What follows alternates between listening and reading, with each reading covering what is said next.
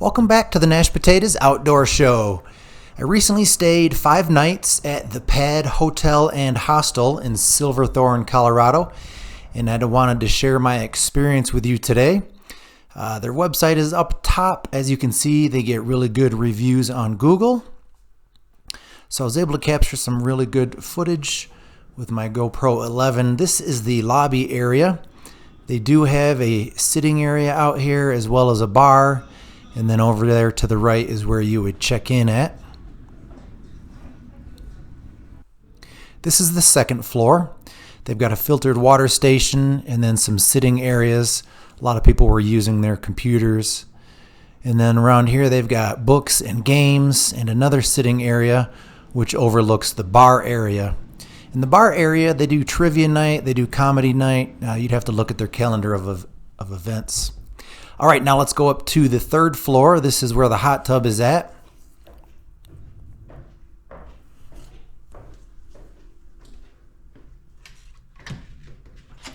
So out here they've got another restroom, another filtered water station, sitting area, and then out on the deck is where the hot tub is at.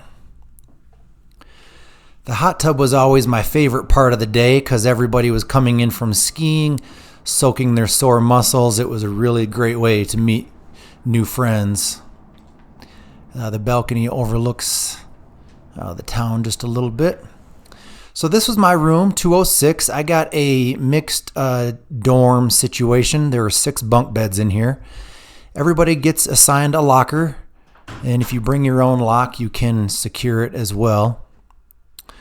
The bunk beds were nice. They were plenty long for me. I'm 6 feet 1 inches tall, and it was plenty long for me. They've got a shelf and an electrical outlet and a light, which made it nice. I'll talk more at the end of the video about my good and bad experiences while I stayed. So at the end of the dorms here, they've got a little sitting area which overlooks the Blue River and the Silverthorne bike path. All right, so this is the shared bathroom, men's and women's. There's 4 sinks right here, and then some showers, which were quite nice. And then as we go out, that's the women's restroom there, followed by the men's restroom, and then more showers on this side as well.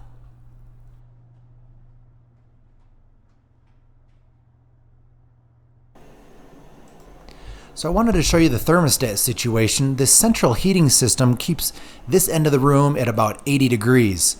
So then this second thermostat runs the air conditioner all day and all night. And then believe it or not, there's a third thermostat in this room, which obviously is running heat to cool down the air conditioning. So this made the temperature control in the room almost impossible. It either feels too hot or too cold, and they really need to do something about it because it made it hard to sleep at night. All right, so they do have a co-working space. I don't know if you have to pay for this or if it's available to the public. I think you've got to rent it out. But it was quite a nice area with a conference table.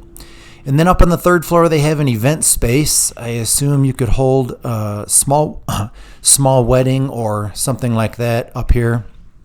It's got a great view. And it looks like you could maybe have bar service right there.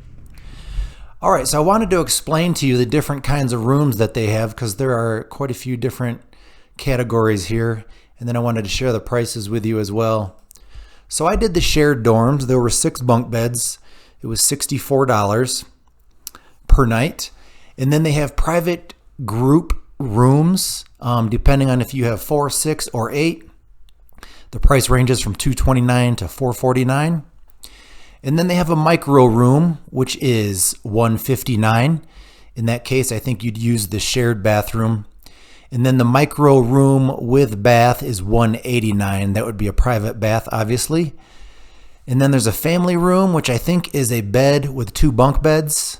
That goes for $199. And then they've got a private room for $259 and a deluxe private room for $309. I think those both have private baths. And then a container room for $279. So the prices range quite a bit. If you wanted to spend on the low end, you could do the shared dorms if you want. But now I wanted to share my good and bad experiences with you. So the good experiences far outweigh the bad, and a lot of the bad experiences were very minor things, but I'll go through this with you really quickly so you can get an idea. First of all, it's an awesome location for skiers. They're close to Breckenridge and Keystone, Vail and Beaver Creek, as well as many others. The hot tub was a nice touch. I met a lot of cool people in the hot tub every night. And then number 3, I met a lot of cool people. The lobby area and the bar area and the trivia and the hot tub and the comedy makes it a really great situation for being able to meet new people. And then they've got free parking. They even had a little bit of an overflow parking area in case maybe the weekends get super busy. The stores and restaurants are walking distance. That was a nice touch. I think there's even a Target walking distance. And they have a kitchen, a shared kitchen, that you can actually store food and drinks in the refrigerator. That was a nice touch if you want to save a little bit of money when it comes to eating dinner and breakfast. Number 7, they had coffee and tea every morning, I think from 7 a.m. till 2 o'clock, something like that. The coffee wasn't half bad, and the tea was good as well. Number 8, the Wi-Fi worked great for me when I stay at a hotel, and the Wi-Fi is always resetting itself. It kind of drives me crazy, but the Wi-Fi here was pretty solid. And number 9, they were great with communication, sent me text messages before I checked in, and allowed me to sign the waiver before I arrived, all that good stuff. So that was quite nice.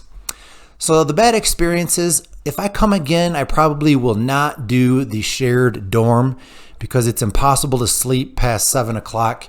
Most of the guests are getting up early to go skiing, and sometimes I like to sleep until 8 o'clock or 9 o'clock. So that was kind of annoying. The temperature control was really bad. I don't know why they've got 3 thermostats in this small room. They're kind of just wasting energy with the air conditioning and the heat running at the same time.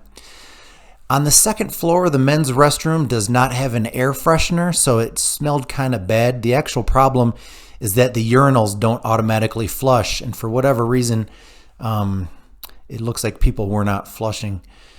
Number 4, the filtered water on the second floor was actually disgusting. I mentioned something to one of the managers, and I think they were going to fix it. The hot tub, I had issues. The first night, it was a little bit on the cold side because somebody had hit the emergency stop button.